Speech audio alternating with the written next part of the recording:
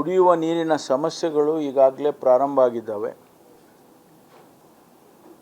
7 ಜಿಲ್ಲೆಯಲ್ಲಿ ಕೂಡ ಮಳೆ ಅತ್ಯಂತ ಕಡಿಮೆ.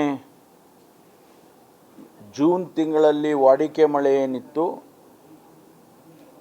ಅದಕ್ಕೆ ಕೇವಲ 25-30% ಮಾತ್ರ ಆಗಿರ್ತಕ್ಕಂಥದ್ದು ಕಾಣಿಸ್ತಾ ಇದೆ. ಇನ್ನೂ ಅಂಕಿಅಂಶಗಳನ್ನು ನಾನು ರಿವ್ಯೂ ಮಾಡಿದಾಗ ಸ್ಪಷ್ಟವಾಗಿ ಚಿತ್ರ ಗೊತ್ತಾಗುತ್ತೆ. ಎಲ್ಲ ರಿಸರ್ವಾಯರ್ಸ್ಗಳು ಕೂಡ ಈ ಭಾಗದಲ್ಲಿರ್ತಕ್ಕಂಥ ರಿಸರ್ವಾಯರ್ಸು ಅತ್ಯಂತ ಕೆಳಮಟ್ಟಕ್ಕೆ ಬಂದಿದ್ದಾವೆ.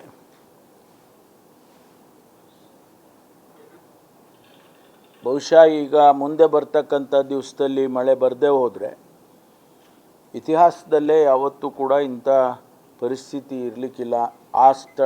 ಆ ಸಂದರ್ಭಕ್ಕೆ ನಾವು ಮುಟ್ತೇವೆ.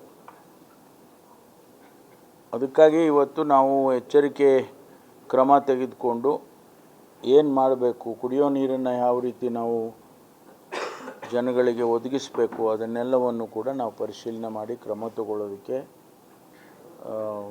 ಚರ್ಚೆ ಮಾಡಿ ಈಗಾಗಲೇ ಪ್ಲ್ಯಾನ್ ಆಫ್ ಆ್ಯಕ್ಷನನ್ನು ನಾವು ಮಾಡಿಕೊಂಡಿದ್ದೇವೆ ರಾಜ್ಯ ಮಟ್ಟದಲ್ಲಿ.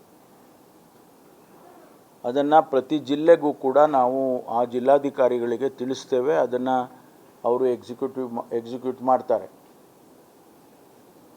ಅವರಿಗಾಗಲೇ ಈಗ ನಾವು ಪ್ರತಿ ಜಿಲ್ಲಾಧಿಕಾರಿಗಳ ಹತ್ರ PD ಅಕೌಂಟ್ನಲ್ಲಿ ಹಣ ಇಟ್ಟಿದ್ದೇವೆ. ಕನಿಷ್ಠ ಕುಡಿಯೋ ನೀರಿಗೆ ಒಂದಕ್ಕೆ ನಾವು ಈಗಾಗಲೇ 5 ಕೋಟಿ ಹಣವನ್ನು ಇಟ್ಟಿದ್ದೇವೆ ಪ್ರತಿ ಜಿಲ್ಲೆಯಲ್ಲಿ.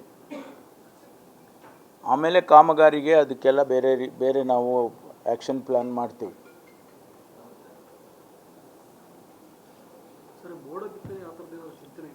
ಎರಡನೇದು, ಈಗಾಗಲೇ ಕಂದಾಯ ಇಲಾಖೆಯಲ್ಲಿ ಪೌತಿ ಖಾತೆ ಮಾಡ್ತಕ್ಕಂಥದ್ದು,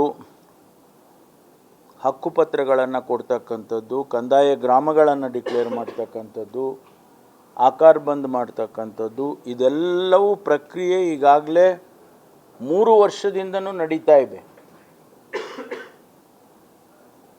ಟೆಕ್ನಾಲಜಿಯನ್ನು ಉಪಯೋಗ ಮಾಡಿಕೊಂಡು ಇಲಾಖೆಯಲ್ಲಿ ಭಾಳ ತ್ವರಿತವಾಗಿ ಮಾಡ್ತಾ ಇದ್ದಾರೆ.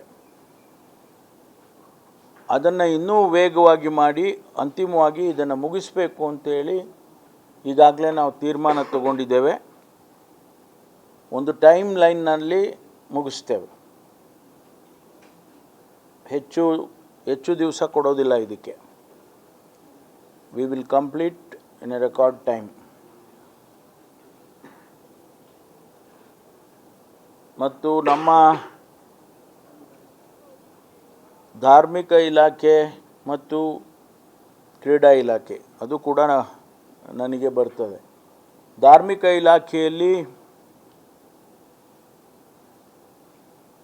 ಎಲ್ಲ ಜಿಲ್ಲಾಧಿಕಾರಿಗಳಿಗೂ ಸೂಚನೆಯನ್ನು ಕೊಡ್ತೇವೆ. ABC 3 ವರ್ಗ ಈ ದೇವಸ್ಥಾನಗಳಿದ್ದಾವೆ. ಭಾಳಷ್ಟು ಕಡೆ ಆ ದೇವಸ್ಥಾನಗಳ ಜಮೀನುಗಳಿರ್ಬೋದು, ಸೈಟ್ಗಳಿರ್ಬೋದು, ಒತ್ತುವರಿಯಾಗಿರ್ತಕ್ಕಂಥದ್ದು ಕಂಡು ಬಂದಿದೆ. ಅದನ್ನು ಪ್ರತಿಯೊಂದು ಜಿಲ್ಲೆಯಲ್ಲಿರ್ತಕ್ಕಂಥ ಅಧಿಕಾರಿಗಳಿಗೆ ಸೂಚನೆ ಕೊಡ್ತೇವೆ. ಸರ್ವೆ ಮಾಡಿ ಹದ್ಬಸ್ತ್ ಮಾಡಿ ಒಂದು ವೇಳೆ ಆಗಿದ್ದರೆ ಅದನ್ನು ತೆರವು ಮಾಡಿ ಅದನ್ನು ಫಿಕ್ಸ್ ಮಾಡಿ ಕೊಡಬೇಕು ಅಂಥೇಳಿ ಈಗ ಸೂಚನೆ ಕೊಟ್ಟಿದ್ದೇವೆ.